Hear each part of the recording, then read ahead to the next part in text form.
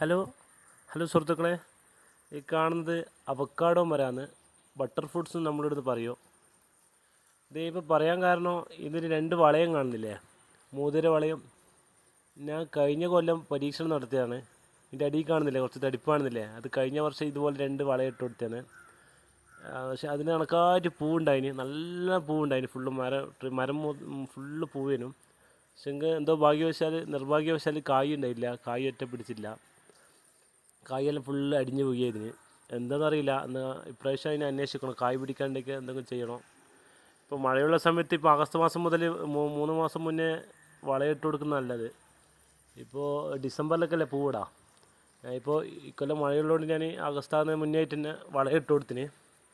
വളമിട്ട് കൊടുക്കുന്നത് നല്ലോണം കായ് നല്ല പൂവിരിയും കേട്ടോ. എൻ്റെ അനുഭവങ്ങൾ പറയുന്നതാണ്.